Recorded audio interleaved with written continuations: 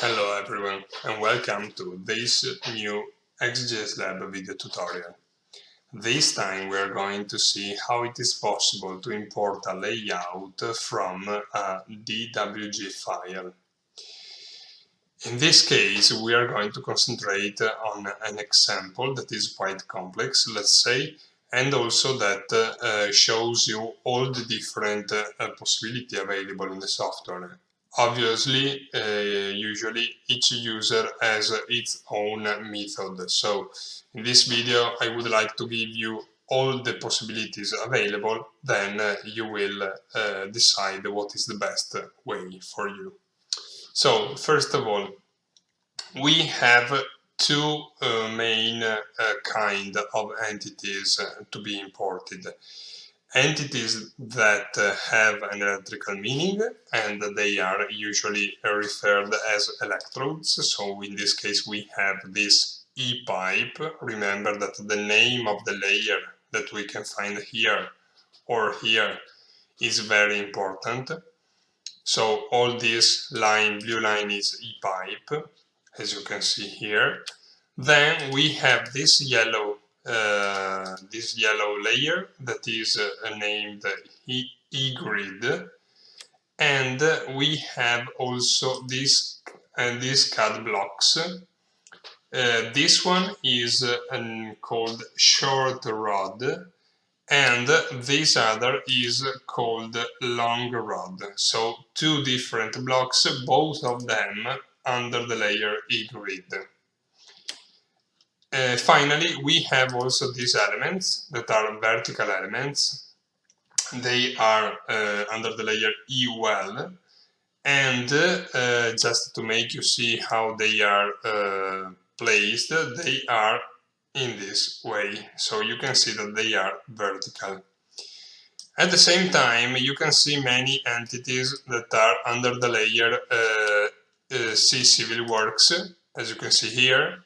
All these white entities, and as you can see, they have a 3D development. So they are a fence, some towers, and so on.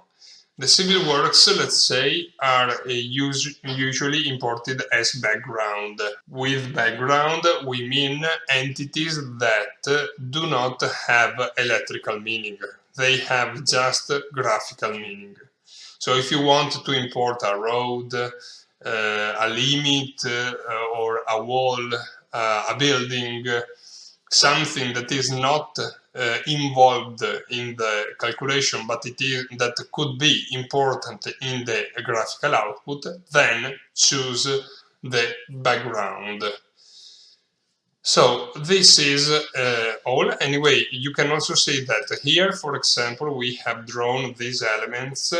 This is, for example, a polyline that has got an elevation of 0, so it is at Z0. Also, these blocks have got the Z coordinate of the peak point that is at 0, as you can see here. And but this, for example, this line has got some coordinates also along the Z-axis.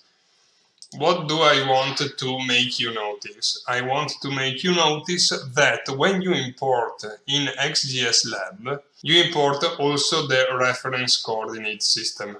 So you will have the chance to scale or to shift along the Z-axis. Anyway, reference coordinate system is the one you import from the CAD file. About the scale, consider we have quoted this length. If we try to measure this distance, we can see that the distance is 5,000. So the consequence is that there is a scale that is that each 100 CAD units we have 1 meter. So this is a basic description of the CAD file. Consider moreover that there is also a way to import electrical data from the CAD, but I'm not going to explain to you also this part. Maybe we can have a further information if needed about this. This is a general introduction about the CAD file, and now we have to save the file in DXF format, because we need to save in that format the file in order to be able to import it. Then consider that we have tested up to the version 2013, but we suppose the importation procedure is going to work well also with the following versions. And we are going now to import in XGSLab. Consider that when you import a DXF file, you have to close it. So if you have the same DWG file, you can keep it open just for reference. Let's go now to the software. As you can see here, we have a project that we have created in order to show you the importation of the DXF file. A very simple project with a very simple soil model, a uniform soil model, and a frequency of 50 Hz. Working with the XGSLab module. Why this? Because I want to show you also the 3D development of the entities. At the end of the importation, we will see also the same importation but using XGSLab. That will have some difference. Anyway, let's go on with the XGSLab at the moment. So let's go to import and export. The first thing you have to do is to load the path where you have set the DXF file. So you find out it and you set it. Then you have to set the scale that we have just seen, that it is 1 to 100. Once we have set the path, we can enter this button that before setting the path was disabled, and this button enables you to add all the parameters of the layers. But before doing it, I would like to make you notice that there is some further setting. First of all, the electrode data settings. Let's say that they are some default settings that you can set. Let's suppose, for example, that we want for a default setting of horizontal elements this kind of diameter, this kind of cross-section, and copper as material. Thickness of the covering 0, and obviously no material for the covering. For vertical elements, let's suppose we want 25 millimeters of diameter, a solid cross-section, and obviously thickness of the metal that is half the diameter, since it is a solid cross-section. The material is steel and no covering also in this case. I remind you of the fact that these settings are not data input but default settings for what we will set for the different layers. Anyway, we will see it also later. We can collapse this, and here we have the electrodes fragmentation. Let's say that in fragmentation level we can set a level of fragmentation. Let's say that as long as this drop-down menu is empty, it is set by default at medium. Anyway, let's set it at medium. Basically, consider that medium means horizontal elements 5 meters long as reference, and vertical elements 2 meters long. If you go to low fragmentation level, these lengths are doubled. If you go to high, these lengths are 1/2 of these ones. So if you set medium, we can go on. And now we can go on with this add button. So the add button is what enables us to open this window, and this window in this drop-down menu has got all the layers we can find inside the DXF file that we have set as a reference. Let's start with the easiest one, the Civil Works layer. We can set this, and if we want to set it as background, we just have to tick this flag, and so we can apply. So very easy, obviously, because we do not need any parameter for the background. So now we have to go on. How do we have to do it? We can have a look at the DWG file, for example, with the eGrid layer. So for example, we can click on plus, layer eGrid, electrode 1. Let's say that the electrode number, as said, is not so important in XGSAFD. It is much more important in GSA because in that module it declares the electrical connections. So the tilt is horizontal. When you set horizontal, you import the default settings we set before in electrode data settings. So the diameter, the cross-section, the thickness of the covering, the material, and so on. We just have to set something, the vertical shifting.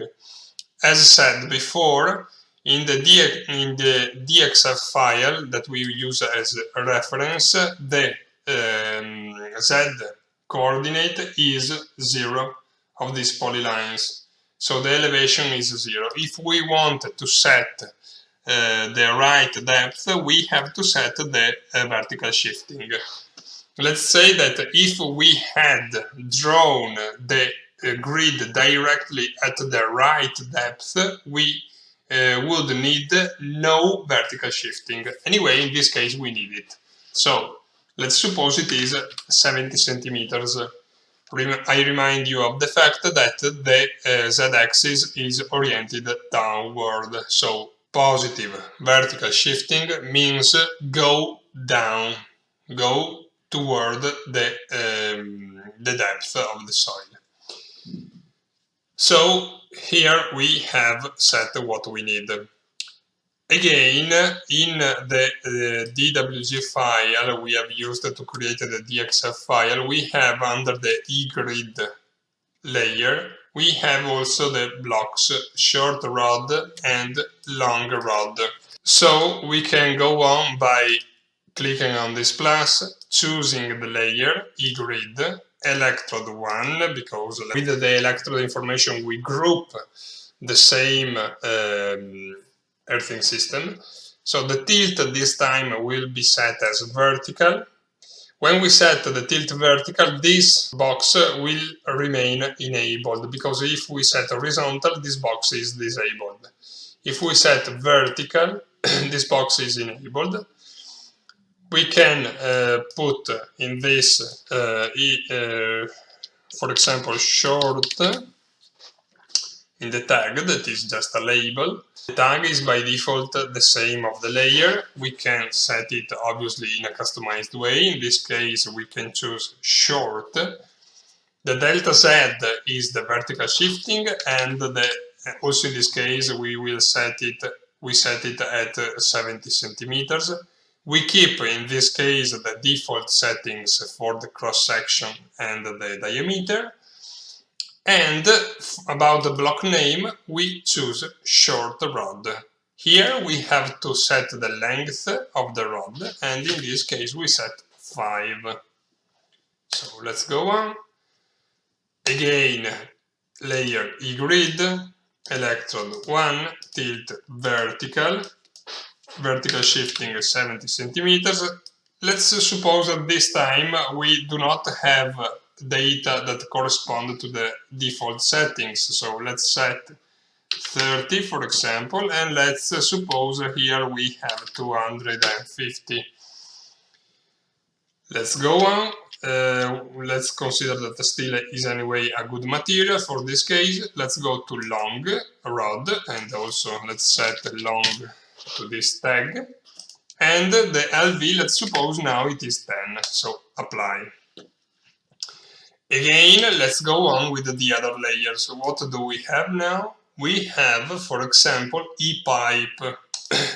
I remind you of the fact that E-pipe is the layer of this light blue layer. So let's get back to the software. E-pipe, electrode. Let's suppose it is electrode 2. Tilt horizontal. Let's suppose that the depth in this case is 1.5 meters. The diameter in this case, let's suppose it is, for example, 100. Let's suppose that the cross-section is unknown, because let's suppose we know the thickness of the metal, that maybe it is 5 centimeters. But I will show you how to fix this. Anyway, at the moment, let's let this data that is not right. The thickness of the covering, let's suppose it is 2 millimeters, because a pipeline usually it is insulated. We do not need any elementary conductor, or diameter of the bundle diameter is the same of the diameter, obviously. The conductor, in this case, the material is steel, and the covering, let's suppose it is polyethylene. And let's apply. To fix this, let's go to electrode data settings, and let's use this data, because these data are also calculated. So, for example, our pipeline is 100 millimeters of diameter, and we know that it has got a thickness of the metal that is 5. So once we have set 5, there is a calculator that gives us, with this number, the cross-section that corresponds to this scenario. So in this box we have to put the right cross-section. Finally, we have still the layer E-well, the one of these vertical lines, that we can set in this way. Layer E-well, electrode 3, tilt vertical, well, delta Z is, let's suppose, 2 meters, something by random, and nothing else. We do not have to put something here, because we do not have here a rod to represent vertical elements, but we have simple lines. So let's apply. We have set all the parameters we need to import, and now we are ready to import. Very quick information about these options. I strongly advise you, especially if you are a first-time user, to keep the default settings. Anyway, just to let you know what they are. Automatic span division and conditioning is the algorithm that allows the software to recognize basically the electrical connections between the different elements. The gap is the tolerance that is used to recognize the connections, basically.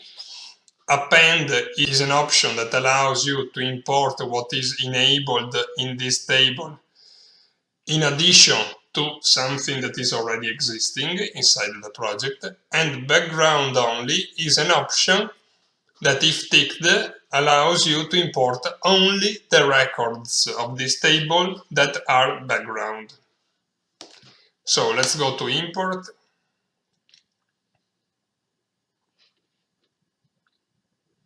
The importation procedure is quite fast, let's say.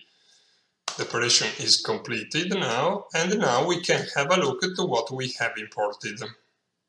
So here is all the electrodes we have imported. In fact, if we color by electrode, for example, we find out 3 different colors. If we choose the option, if we switch on the option background, we also see the background. So we can see here. And let's say that now we have also to highlight, and we have exactly what we have imported. So, for example, we have this, we have Z origin, let's suppose it is a bit higher, and this is, let's suppose, 50 meters, so we are going to see the complete view of the towers. We can use this instrument to rotate the visual. You can rotate by dragging with your mouse or setting the angle in this way, both positive or negative, for example. And, well, as you can see, we have imported exactly what we wanted. Or, for example, you can concentrate your attention on the rods. Here we have the long rods, so these long rods that start from the Z0.7 and end for the Z10.7, so 10 meters long, and the short rod starts from 0.7 of Z and ends at 5.7 of Z. You can, with a single click, read the main properties of these elements, and also in this case you can find that we have also the covering. And basically we have seen everything about the importation. The only thing I would like to make you notice is that if we change module, for example we go to GSAFD, that is a module that considers only buried element, and we run the importation again, so let's run it again.